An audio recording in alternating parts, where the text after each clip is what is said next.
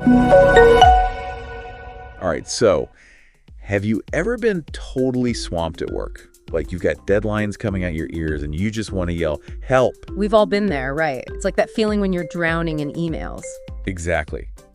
And sometimes you just need an extra set of hands to get things done. So how do you ask for help without sounding, well, desperate? The key is strategy, right? Totally. And that's what we're diving into today. We found this really interesting workplace scenario on one of those Learn English Easily YouTube channels. Those channels are gold mines for this kind of stuff. Seriously. And this one has a really interesting twist at the end, so stick around for that. I'm intrigued already. We'll see. But first, let's talk about resources. Because in this scenario, the employee, Tony, uses that word a lot when he's talking to his boss. But it's not just about money, right? Right. Resources can mean a lot of things in a workplace, especially when you're feeling the crunch. Like time can be a resource, or even having the right software. Exactly. Let's say you need a specific program to finish a presentation, but you don't have it, and there's no time to learn it. Boom. Resource bottleneck. Ugh, the worst. Yeah. I once had to learn a whole new design program for a presentation the night before. It did not go well. But anyway, back to Tony. He basically needs an extra person on his team. And he's kind of anticipating his boss to say they're understaffed, which, by the way, is such a loaded word. It is, because understaffed implies a bigger ongoing problem. It's different from being short-staffed for a week because someone's on vacation. Right. It's like he's subtly saying, hey, this is a company-wide issue, not just me complaining. Yeah, smart. Very strategic. And then he uses this phrase, the timing is just not right.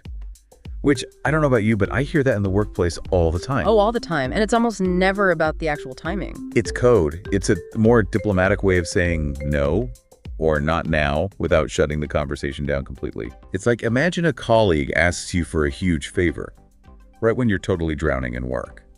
The timing is just not right lets you decline gracefully. 100%. It's all about reading the room, which actually reminds me of that time. You know what? We'll save that for later. Good call. Yeah. Let's stick with Tony, because he really lays it on thick with the whole, take some of the weight off my shoulders.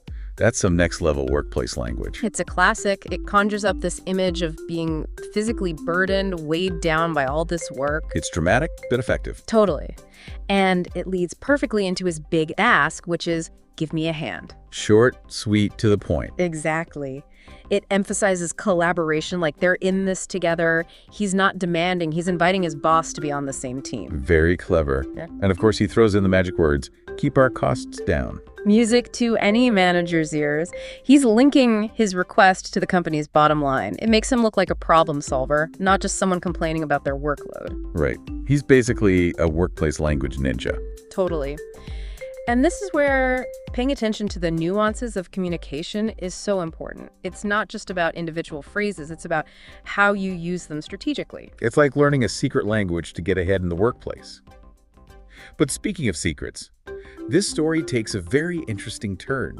Remember, I mentioned a twist. Well, Tony gets his extra set of hands, but it's not at all who he's expecting. It's funny, isn't it? Like, the same words can have totally different meanings depending on where you are in the world. Oh, 100%. It's like I'm picturing myself in some super formal office overseas, and I'm like, hey, can you give me a hand with this? And everyone's looking at me like I just swore at the CEO. Exactly. That give me a hand line from the video would totally bomb in some cultures. It's got to be a cultural minefield out there. So Yeah. how do you even begin to navigate that? I mean, I can't become an expert on every single culture. Well, you're right. You don't have to be an expert in everything. But one thing that can really help is just paying attention, like observing how people from different backgrounds communicate, especially in a workplace setting. So it's like, how do they phrase requests? What's their tone of voice like? Even their body language. It's like becoming a workplace anthropologist or something. Exactly. And when in doubt, it's usually best to err on the side of formality, especially when you're first starting out in a new environment. It shows respect, and you can always adjust as you get a better feel for the workplace vibe. Okay, so it's like better to be a little too formal than accidentally offend someone. Right. And this actually ties into something really interesting from the video, the whole thing with Tony assuming his new intern is female. Oh yeah, I mean, talk about assumptions, right? It makes you wonder how often our own biases might be shaping how we use language, even without us realizing it. All the time. It's called unconscious bias, and it can show up in all sorts of ways, from how we interpret someone's accent to, like you said, the assumptions we make about someone based on their background. So I might unconsciously speak more formally to a colleague with a strong accent, even if they're totally fluent in English. It's definitely possible, and we might even think we're being helpful or polite, but it can actually create distance, make the other person feel like they're not really part of the team. It's like that saying, the road to hell is paved with good intentions, right? Exactly. The key is to just be aware of those potential blind spots and make a conscious effort to be more inclusive in how we communicate. So it's less about trying to be perfect and more about being open to learning and growing, even when we mess up. Exactly. We all make mistakes. It's part of being human. The important thing is to acknowledge them, learn from them, and then do better next time. Which, now that you mention it, kind of relates back to the whole internship thing. Like, the video mentioned those potential downsides of internships, low or no pay, the risk of being taken advantage of. Absolutely. Not all internships are created equal, that's for sure. So how can someone spot those red flags early on? Like, what are some signs that an internship might not be the best learning experience? That is such a good question. And it's something that we could honestly do a whole other deep dive on. But for now, let's circle back to Tony and his extra set of hands. Because remember, he got a new intern, but it wasn't at all who he was expecting. And that's where things could get really interesting. It's like we get so caught up in the little details, like what words to use, how to phrase things. Right, like we're all just memorizing scripts in our heads. Exactly. But we forget that real communication, it's so much more than that.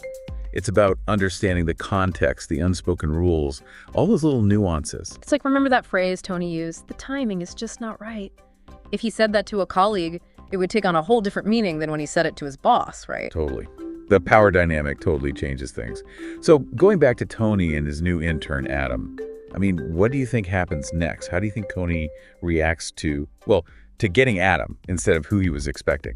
Well, I think it's a real opportunity for growth, Like, he can either stick with those assumptions he had, or he can use it as a chance to learn, to broaden his perspective a little. Because, let's be real, workplaces are constantly changing. What flies one day might not fly the next. Exactly. You got to be adaptable, always paying attention, always willing to learn new things. So it's like, in a way, we're all interns in the workplace of life, right? Ooh, I like that. We're all just figuring things out as we go. So as we wrap up this deep dive, what's the one thing you hope our listeners take away from all of this? I think it's that language is powerful, sure, but it's not about sounding smart or using fancy words. It's about connection, being present, being aware of yourself and others, and really trying to build genuine connections with the people around you. That is so well said. And on that note, we're going to wrap up this deep dive. We hope you enjoyed exploring the wild world of workplace language with us today. And remember, every conversation is a chance to learn and connect. Until next time.